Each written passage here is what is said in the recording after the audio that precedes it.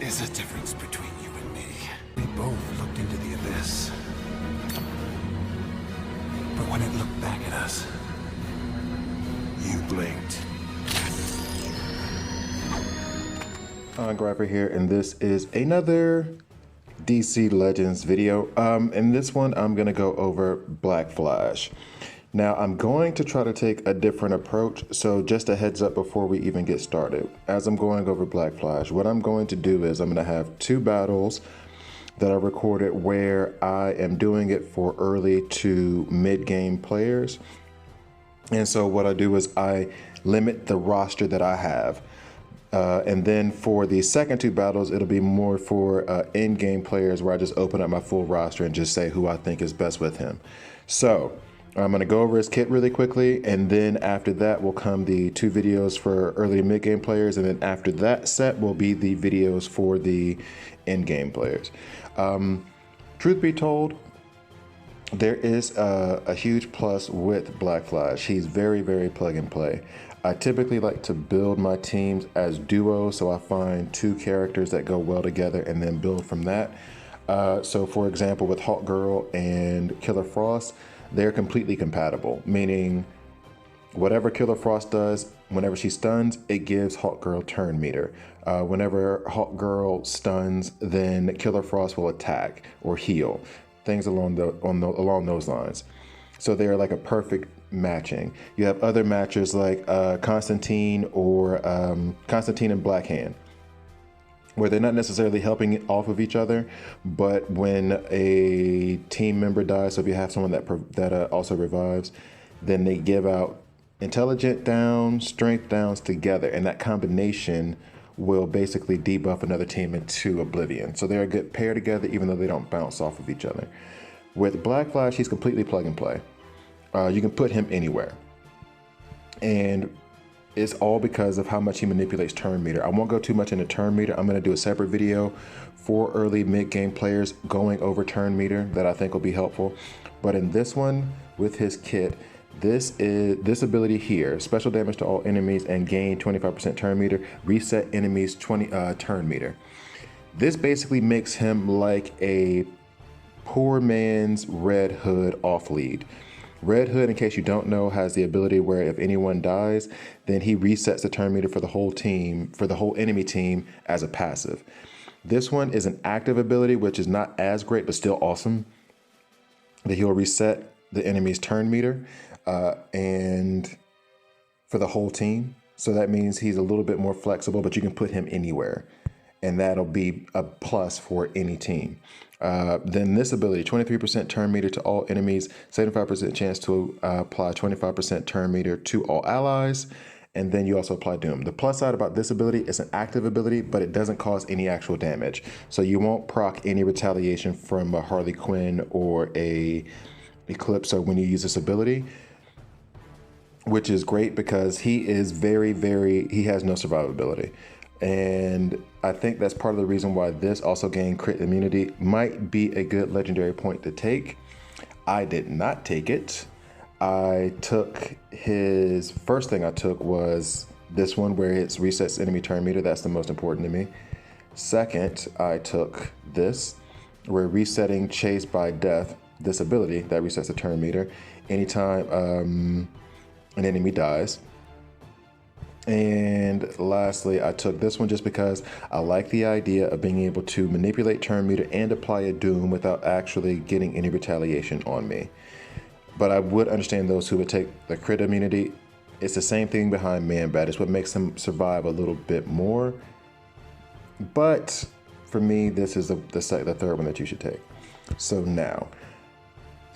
in my opinion, completely plug and play toon that manipulates turn meter.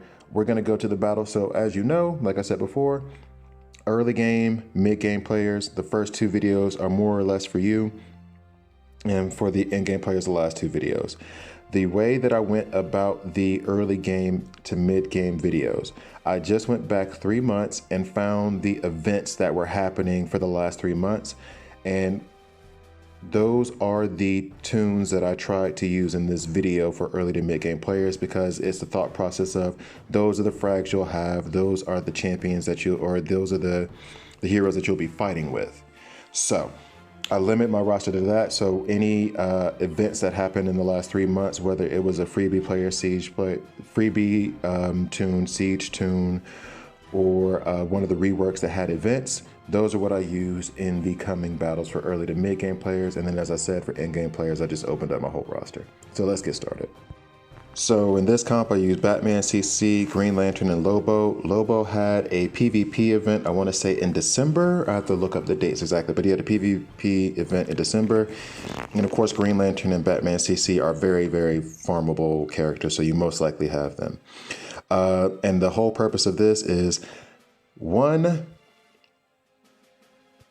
against Cheetah, they're going to go first. So I'm hoping that I will be able to survive their attack first, and then reset the turn meter, which we just did with Black Flash, go invisible with Batman because he's going to come back and cause some damage later. And then Lobo was there. I would love if he was a turn 0 taunter, and believe me, if you put Harley Quinn in this place, it would also work. And I'm putting this in because Black Flash died, and it doesn't really matter at this point because the damage has been done. He's already reset the turn meter the way I needed it, so I can get my team ready to go against this team. With Batman, I'm only going to use his A1 just because I want to save that A3 for a opponent that has more health.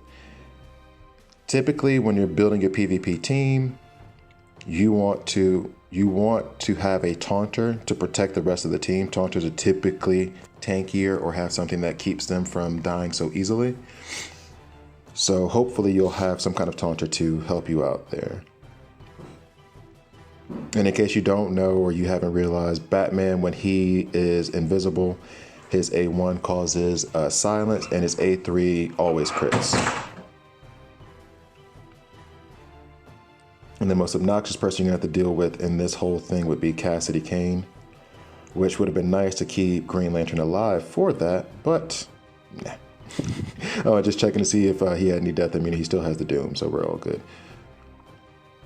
So hit him, make him silent, so he can only do his A1. Hit Cassidy, so she's silent and can only do her A1. This is all just in prep, in case they don't die in these next couple of turns.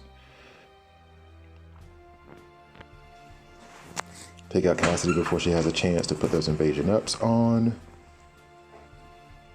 And Doom takes out Arcus. So not the greatest battle, but we won. And now in this composition, I'm using Green Lantern again. He's going to be the best lead if you're still early to mid game. He's a great lead in end game as well. Black Hand and Indigo 1 should be toons that you have. Probably not at this level, but still toons that should be in your roster. I made a mistake there. I meant to do the A3 there. Black Hand, I think, is actually pretty good. He hits hard, and if you are a early to mid game player, he's a great heavy hitter to have. It works really well under Lex, like every other toon that has special damage, or basically every toon anyway. But as you can see with Black Flash, his main goal, the main thing he is there for, is to reset that turn meter and keep the other team from hitting you. And now let's move on to the in-game battles. Basically what I'm doing here is I'm using any toon that manipulates turn meter. So you have Red Hood and you have Black Flash. Red Hood, whenever an enemy dies, it resets the turn meter of the whole enemy team. Cheetah is there because her A3 will give turn meter, and Wally West is there because his A2 gives turn meter. So basically what I did was a semi-automatic turn meter team where I have Wally West put out his A2, give everybody turn meter, and then I put it on auto. That'll leave Cheetah to do her A3, and then the rest just happens from there. As they die one by one, their turn meters will stay low and they never get a chance to really cause any damage. And that was a very quick battle.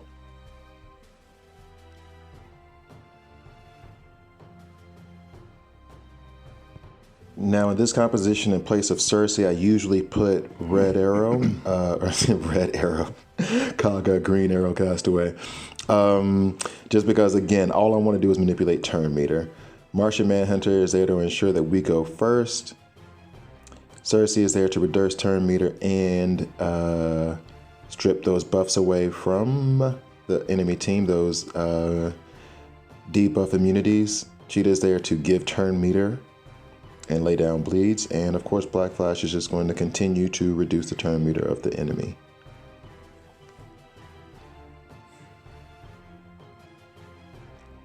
And oh yeah, and so Power Girl has that Doom placed on her now, although I think she might be dead before Doom even gets a chance to do its thing. And Cheetah laid down, but no worries, Cersei's gonna pick her up.